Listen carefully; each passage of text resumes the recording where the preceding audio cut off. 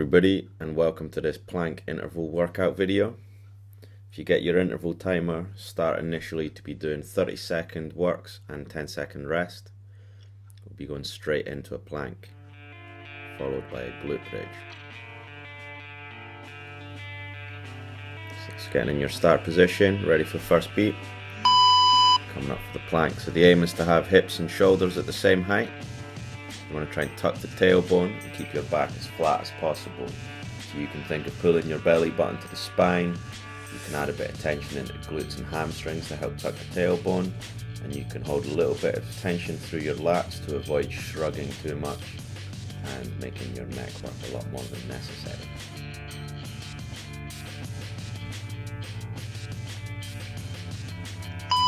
Okay, so down you go, changing over for the glute bridge. So rolling onto your back. On your feet a bit wider than hip width, and then tucking the tailbone, pushing your hips as high as possible. You have to really make the effort to tuck your tailbone so that your back doesn't do all of the curving here.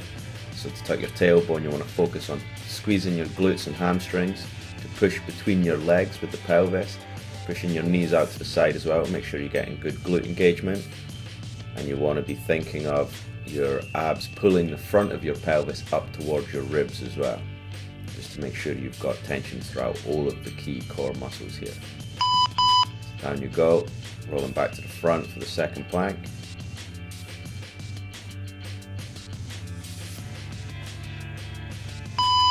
So as always, I'm going to go through the same cues just for the sake of driving them home. So your priority is flattening your back by pulling your belly button to your spine, and a little bit of tension through the glutes and hamstrings to tuck the tailbone. You want to be lengthening your neck so your chin stays in, and you want tension in your lats so that your shoulders don't ride up into the neck.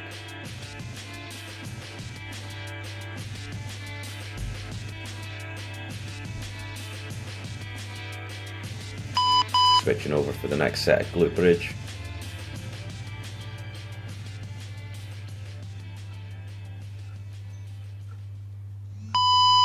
Pushing up, so that's squeezing the glutes, using the hamstrings to pull the pelvis down, knees pushing out to the side, and the abs pulling the front of the pelvis towards the ribs. You want to avoid overarching your back. They should all be coming from the hip. The back will arch, but you don't want it to be doing all of the movement.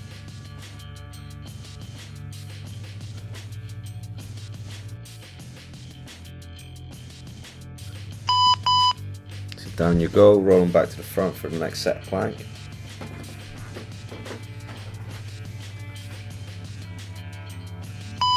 And up. So same idea, pulling the belly button into the spine to flatten the back, a bit of tension through glutes and hamstrings for the sake of controlling the pelvis position, tension in the lats to avoid shoulders coming into the neck, and chin staying in to keep your neck long. Glute bridges and planks make a good combination for core stability. Both of them you can manage to get a little bit of stretch in hip flexors if you've got tight hips from being sat at a desk all day, and it's going to help you re-educate how to move your pelvis and avoid your back holding all of the weight in the lower back. So going back to the bridge, tucking the tailbone, using your glutes and hamstring to really get your tailbone between your legs, pushing your knees out to the side to make sure your glutes are working, and then using your abs pull the front of your pelvis towards your ribs. Be mindful of how much your low back's curving, and try to get the vast majority of the height coming from extension in the hips. You might find that you stretch your hip flexors at the top of here, but that's a good thing. It'll be teaching the relationship between your hip flexors and the glutes, practicing extension of the hip. So changing now for 20 seconds by 20 seconds. First one's going to be a plank, then a side plank, then another plank, and then a side plank again. So off you go. So you've got 20 seconds plank, same cues, pulling the belly button to the spine, flatten the low back, a little bit of tension, hamstrings, glutes, lats, and trying to keep a nice long neck with the chin in. So on the first beat, you're going to drop your ankles down to one side, pivot on the elbow, and point an arm up. You want to keep looking horizontal. Don't look at your hand above your head, just look horizontal to keep the neck neutral. If you look carefully, you see I'm wobbling a little bit. There's always going to be some of that, but that's part of the process. The more practice you have, the less wobbling there'll be. Back to plank. Making sure you pull the belly button into the spine to flatten the back. Trying to keep your neck nice and long.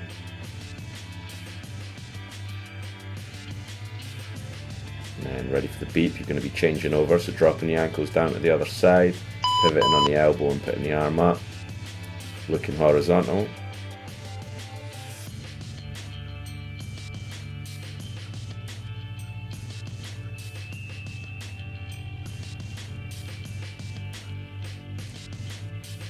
Ready for the beep, going back down. You're going to get a 20-second rest.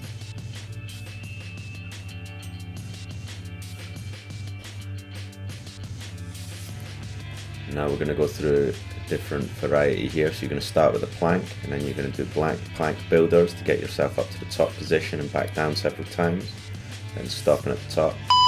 So if you go for a plank, same cues, belly button to the spine, tension in the lats, glutes and hamstrings, long neck with the chin in.